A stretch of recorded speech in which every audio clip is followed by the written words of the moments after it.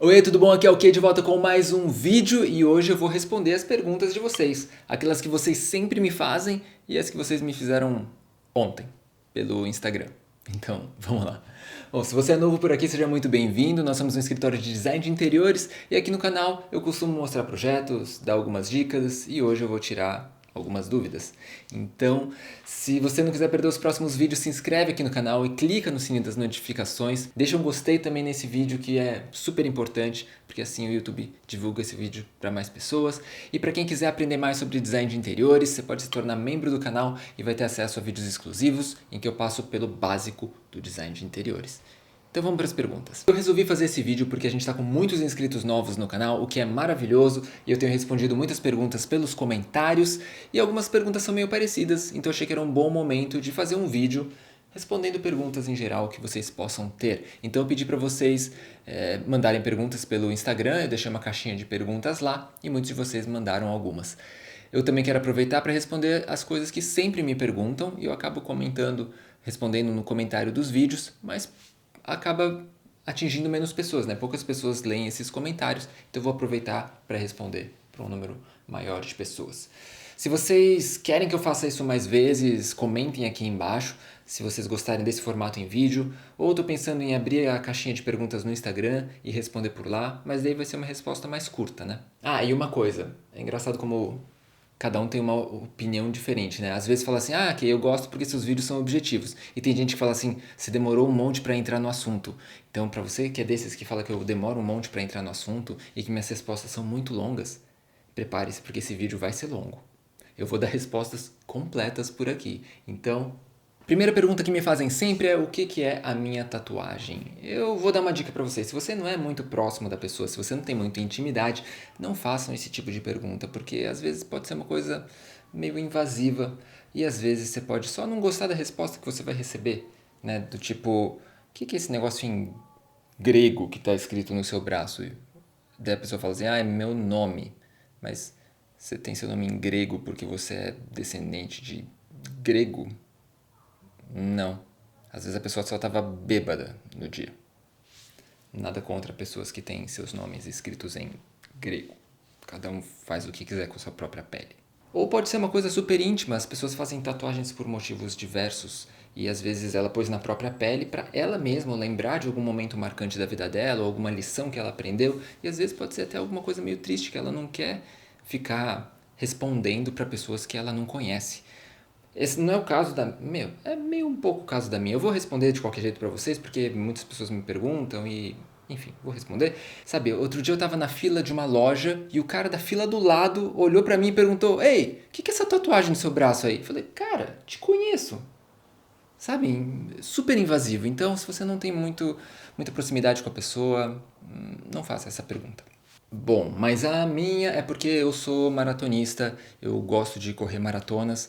Cada pessoa tem um hobby diferente, tem gente que gosta de ter hobbies prazerosos, tem gente que gosta de sofrer, quem gosta de sofrer corre em maratonas, né? São provas de 42.195 metros, e a gente faz um ciclo de treinamento de 3 a 4 meses, correndo uns 80 a 100 quilômetros por semana, o que dá uns tipo 1.200 quilômetros de treinamento para conseguir correr uma prova de 42 quilômetros. Não faz sentido. Mas no final quem corre sabe que é legal, apesar de ser muito sofrimento. Então, essa tatuagem está nessa fonte e escrito em milhas e não em quilômetros, porque uma das maratonas que eu corri foi a de Boston em 2013, em que teve um atentado terrorista e explodiram 2 bombas lá. Por sorte eu não estava perto das bombas, por isso que eu estou fazendo esses vídeos aqui para vocês. Segunda pergunta que me fazem sempre é: designer de interiores pode derrubar paredes? Essa pergunta eu já nem lembro quantas vezes eu respondi. Mas enfim, a resposta é: a gente pode prever em projeto o que a gente quiser, mas é preciso um responsável técnico, que pode ser um arquiteto ou engenheiro, que faz um documento que chama RRT, no caso dos arquitetos, ART, no caso dos engenheiros, e eles ficam responsáveis técnicos por aquele projeto, dizendo que aquilo lá não vai derrubar o prédio. E na hora que você vai executar, é legal que tenha um responsável técnico pela execução também, dizendo que ele sabe o que ele está fazendo. Também pode ser uma RRT ou uma ART. Mas a resposta então é que sim, no projeto a gente pode colocar o que a gente quiser. Ok? Terceira pergunta que me fazem muitas vezes: Ela vem de várias formas diferentes, mas são perguntas sobre que curso fazer, uma questão mais acadêmica, assim. E eu não sou do meio acadêmico, então talvez eu não seja a melhor pessoa para responder isso, porque eu nunca fiz um curso de design de interiores. Mas eu já contratei bastante gente, então eu posso falar da perspectiva de quem contrata pessoas que fizeram esses cursos, qual que é a minha sensação. Cursos técnicos ou faculdade, pessoas da faculdade eu já sinto que vieram com uma formação bem incompleta, então curso técnico é pior ainda, então eu não recomendaria cursos técnicos, pelo menos nessa minha perspectiva de contratante. E daí faculdade de design de interiores ou arquitetura. A minha sensação, a minha percepção é que pessoas de faculdade de arquitetura, a faculdade seleciona pessoas que têm interesses mais diversos, que gostam de artes plásticas, que gostam de música, joias, construções, urbanismo e que é um repertório bem interessante. E a própria faculdade também agrega conhecimentos de um campo mais variado, porque a arquitetura é mais aberto do que design de interiores. Então, é aquela coisa, né? Tostines é mais fresquinho porque vende mais ou vende mais porque é fresquinho?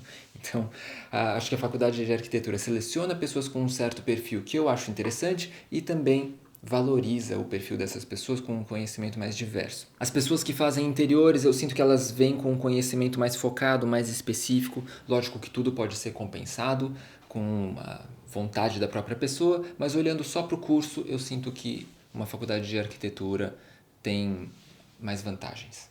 Dito isso, tanto as pessoas que vieram de arquitetura quanto de interiores vieram com vários buracos, assim, para você já estar pronto para trabalhar com interiores. Eu sinto que falta uma coisa prática que a faculdade poderia ajudar a fornecer e não faz, porque interiores é muito prático, né? É saber lidar com pessoas diferentes, tanto clientes de alto padrão quanto pessoal de obra, que são comunicações diferentes.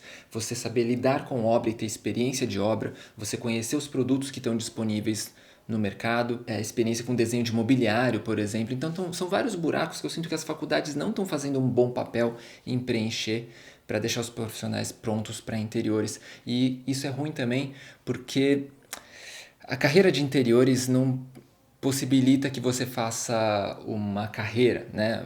É muito difícil ter estágio em interiores, é difícil ter emprego em interiores e as pessoas acabam formando na faculdade sem nenhuma experiência prática, tentando conseguir o primeiro cliente e tem tudo para dar errado, né? Então essas foram 3 perguntas que sempre me fazem. Agora eu vou passar para as perguntas que vocês me fizeram pelo Instagram. Na verdade, tem perguntas que vocês me fizeram pelo vídeo passado, então vamos lá. Bruno Chiovato perguntou: gostaria de saber se tem alguma referência em documentário, série, canal sobre design de interiores mais voltado ao minimalismo. Sobre design de interiores voltado ao minimalismo, eu não sei se tem. Sobre minimalismo em geral, eu gosto bastante de um documentário que eu acho que ainda está na Netflix, que chama Minimalismo, que é do Matt D'Avella. E um canal do YouTube que eu acho muito bom é o do Matt D'Avella, que é o criador desse documentário. Ele tem um canal excelente no YouTube que fala sobre minimalismo e outras coisas também. Então, Matt D'Avella é um cara que vale a pena seguir. Outra pergunta é da Luísa, que sempre comenta nos vídeos. Então, vamos lá, Luísa.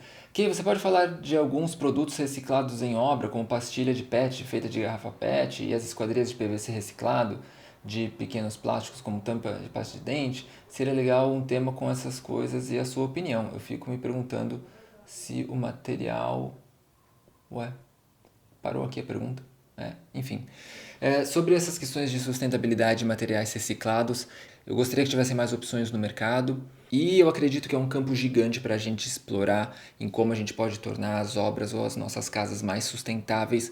Não é uma área que eu sou um especialista, eu gostaria de conhecer muito mais e já procurei alguns portais focados em sustentabilidade que envolve construções também, para fazer uma parceria de conteúdo, para aprender mais com gente que tem muito mais experiência nisso do que eu. Não tive resposta. Quem sabe no futuro. Pergunta de Maria Betânia Bento Vitorino. O que você acha sobre sóculo em banheiro? Sóculo eu costumo chamar de base de alvenaria, que é uma base literalmente de alvenaria que a gente faz no chão para colocar o móvel em cima, daí não fica aquele buraco embaixo. Eu costumo fazer só em cozinha, porque cai mais coisa na cozinha, né? O chão fica mais sujo, então é um lugar que você precisa limpar mais. Em banheiro eu não costumo colocar base de alvenaria, até porque eu faço móveis geralmente um pouco mais altos, que não chegam até o chão. Então dá uma cara um pouco mais leve e eu evito de colocar base de alvenaria em banheiro. Eu estou escolhendo algumas perguntas que eu acredito que pode ser a dúvida de mais gente, mas algumas que me mandaram são mais específicas, eu estou respondendo direto para essas pessoas, tanto no Instagram também. Vamos para as perguntas que me fizeram pelo Instagram. Vale a pena fazer uma pós em DI em vez de faculdade? Sou da área de design. Daí essa questão que eu falei, eu não acho que a formação acadêmica em design de interiores hoje deixa a pessoa tão preparada assim para já sair atuando, mas se você precisa desse guarda-chuva institucional para poder se sentir validado e atuar no mercado, pode ser uma opção interessante para você. Mas eu tenho praticamente a convicção de que o conhecimento específico que você vai aprender nessa pós não vai ser suficiente para você atuar como designer de interiores. Você vai precisar ganhar mais experiência em outros lugares, trabalhando com outros designers, antes de conseguir atuar por conta própria. Mas pode ser um bom começo. Como é ser designer, mestre? Perguntou o Nuno Nascimento. Mestre fica por sua conta, Nuno. Mas eu sempre me imaginei trabalhando com alguma coisa visual, então é gratificante trabalhar com alguma coisa que envolve design e você vê sua peça pronta, você conseguir imaginar as coisas e falar com o cliente e ele comprar aquela sua ideia. Essa é a parte boa. Talita perguntou como funciona o orçamento à distância, se eu faço o projeto à distância. Isso é uma pergunta que eu também recebo frequentemente. Projeto à distância não é a minha primeira opção nunca. Algumas partes, principalmente agora por causa do isolamento social, a gente tem feito muito mais coisa à distância, né? Muitas mais reuniões e tal, e isso funciona super bem. Mas algumas partes eu acho que é difícil de substituir. Assim, fazer um projeto inteiro sem nunca ter conhecido o local pessoalmente é uma perda muito grande. A sensação que você tem quando você vai, quando você vê o entorno, você vê como é que são as casas vizinhas, como é que é a luz, faz muita diferença. E quando você vai escolher textura, materiais, produtos, é muito difícil fazer por foto. Às vezes tem um produto que é muito legal e que a pessoa precisa ver ou precisa sentar, precisa tocar para ficar convencida e a foto às vezes não transmite aquilo que o produto é. Ou ao contrário, a pessoa se encanta pelo que ela viu na foto e quando vê ao vivo vê que não tinha muito a ver com ela. Teve inclusive um projeto que eu mostrei aqui no canal que a gente fez na Suíça e foi totalmente à distância e a comunicação funcionou super bem, as medidas que a gente precisou a cliente tirou pra gente, ela mandou algumas lojas que ela gostaria de comprar e a gente viu o catálogo deles online, foi escolhendo, mas quando a gente viu o projeto como ficou, quando ela mandou as fotos, tinham pequenas diferenças, um produto ou outro que ela substituiu por um similar, então você acaba tendo menos controle sobre o resultado final. Como negócio, pode até ser um bom negócio, porque o cliente ficou satisfeito, a gente recebeu e fez de um jeito que funcionou bem, mas como satisfação pessoal de ver aquilo que você idealizou pronto, é uma coisa que você acaba tendo um pouco menos de controle. Então, não é a minha primeira opção. Seguindo.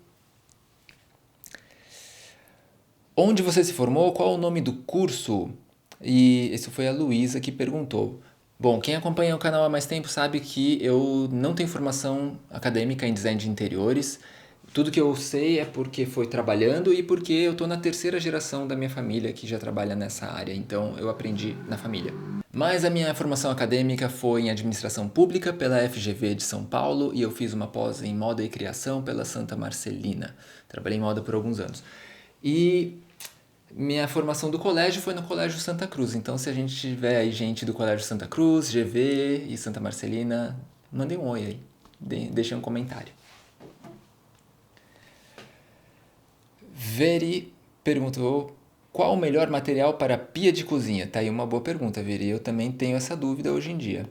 Eu usei bastante granito já. Daí usei bastante porcelanato depois, fazendo a pia esculpida. Usamos bastante quartzo já,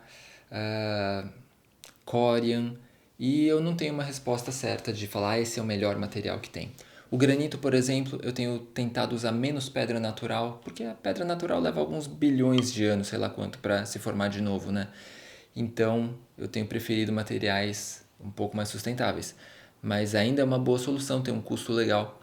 Daí eu passei a usar bastante porcelanato por causa disso. O preço do metro quadrado do porcelanato é barato, só que a mão de obra está ficando cada vez mais alta, num ponto que muitas vezes já não compensa mais. Então, porcelanato está virando uma opção que eu gosto menos. As coisas com base em quartzo, tipo Silestone, Caesarstone e outros, tanto o porcelanato quanto o quartzo também usam pedra, mas quando você não está usando a pedra natural, você usa um pó de pedra, e é um pó de pedra bem abundante, você acaba tendo um material mais sustentável, né? Mas o problema do quartzo é que é um material que tem um custo bem alto, então eu não sei se compensa, é alguma coisa perto de 2.500 a R$ 2.000 o metro quadrado mais mão de obra. E se dinheiro não é uma questão mesmo, daí você pode ir para um Decton, que daí tem propriedades excelentes, mas você vai pagar aí perto dos R$ 4.000 o metro quadrado mais mão de obra. O CR Máximo perguntou, é possível mudar CR Máximo perguntou, é possível mudar o local do caso, eu acho que deve ser vaso, se o vizinho de baixo não deixar entrar no apartamento? Bom, você tem algumas opções aí, né? Mas para quem não entende muito bem como é que funciona, você tem o vaso sanitário, a tubulação do esgoto dele geralmente desce na laje e vai para o andar de baixo e corre por baixo da laje, né? Entre o forro e a laje do andar de baixo. Então, se você quiser mudar o vaso de lugar, você precisa falar com o vizinho, destruir o forro do banheiro dele e mudar de lugar e fazer o forro de novo. Dá para fazer por cima, se você puder fazer um degrau no seu banheiro, mas na maioria dos casos colocar um degrau não fica legal no seu banheiro, né? É um belo degrau, assim. Daí em vez de passar essa tubulação por baixo da laje, você faz por cima da laje, nesse degrau que você vai criar. E existe uma outra solução que eu nunca usei, não sei se funciona bem, que é você ter um vaso que tem um triturador e que você consegue jogar isso num cano de espessura menor. Nunca usei, não estou recomendando. Não sei se funciona bem. Eu sei que existe. Raíza Tavares pergunta, quero aprender mais sobre design. Por onde começo? Se tiver algum vídeo que fale? Boa pergunta, Raíza. Minha sugestão é que você se torne membro do canal e você pode ter acesso a esse conteúdo exclusivo que eu falo de toda a parte básica de design de interiores. Eu juro que eu não pedi para a Raíza fazer essa pergunta, mas foi uma excelente pergunta, Raíza. Muito obrigado. O usuário que chama mais rápido que alguma coisa me perguntou dicas de iluminação para quem aluga e não pode alterar o apartamento. Bom, eu fiz um vídeo falando sobre apartamentos alugados e a minha visão sobre isso é o seguinte, depende de quanto tempo você vai ficar no apartamento, né? Se você aluga a curto prazo, 1 ano, 2 anos, faz o mínimo possível. Usa os pontos que já tem no teto, se tem gesso, ótimo, você consegue deslocar uns pontos e tampar os buracos depois. Se você está direto na laje, não faça muita coisa diferente, né? Se coloque um pendente, você consegue desviar, um plafond no quarto, colocar um trilho de spot e direcionar, são as soluções mais simples. Agora, se você vai ficar um prazo médio, sei lá, uns 5 anos, já compensa fazer algumas modificações, investir um pouquinho mais. Esse é um tempo que fica meio no meio do caminho.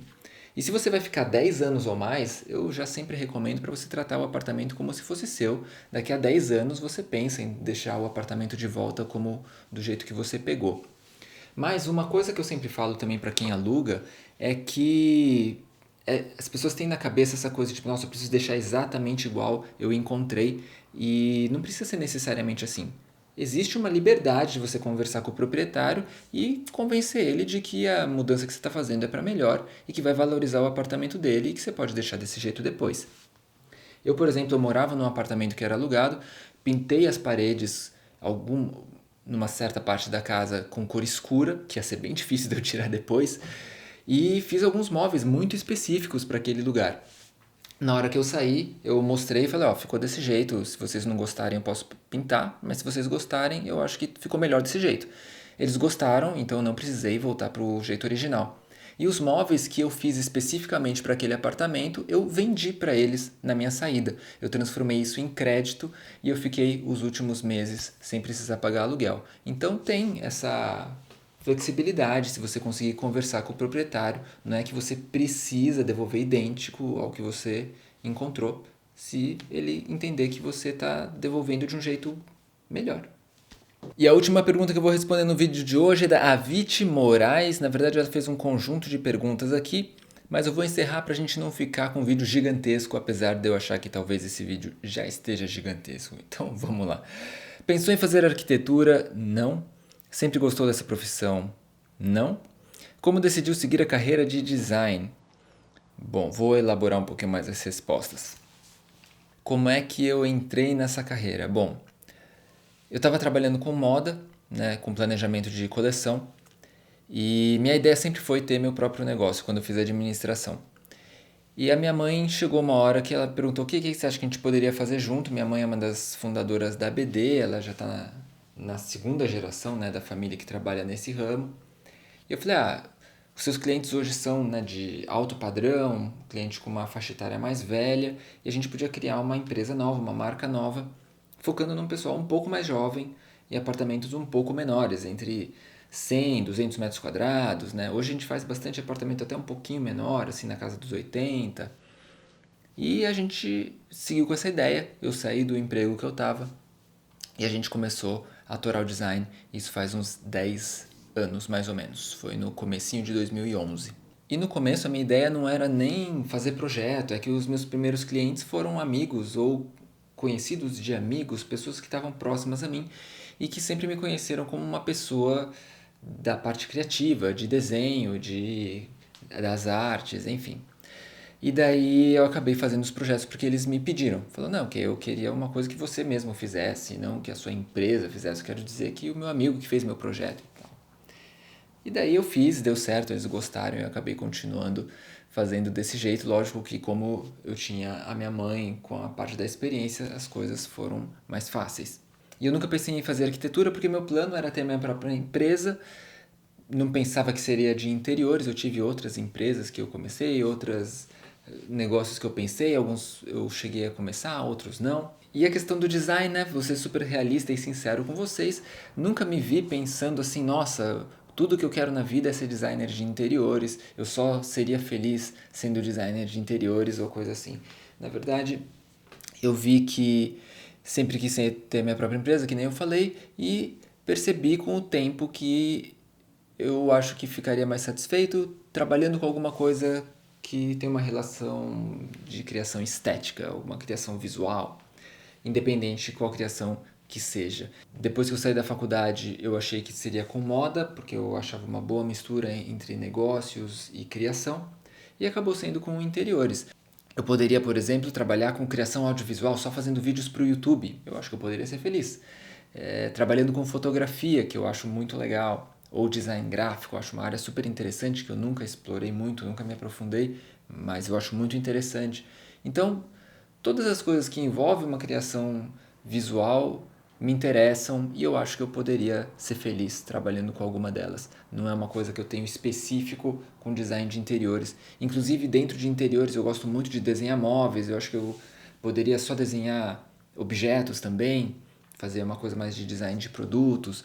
Então eu não tenho essa coisa, esse apego com o design de interiores, mas é mais com o design em geral, ou uma criação visual, podendo ser audiovisual, por exemplo. Então, tá aí a resposta da última pergunta de hoje. Espero que vocês tenham gostado dessa rodada mais extensa. Não faço a menor ideia nesse momento de qual tamanho que vai ficar esse vídeo, mas vai ser grande. Então, se vocês gostaram desse formato de perguntas de respostas mais longas, comentem aqui, daí eu posso pensar em fazer mais vezes. Se vocês quiserem um jogo mais rápido, comentem aqui que eu posso fazer isso no Instagram, de repente uma caixinha de perguntas e respondo nos stories. Ok? Então, hoje eu vou ficando por aqui. Espero que vocês tenham gostado de saber dessas respostas. Ok? Então, hoje eu vou ficando por aqui e a gente se vê no próximo vídeo. Até mais.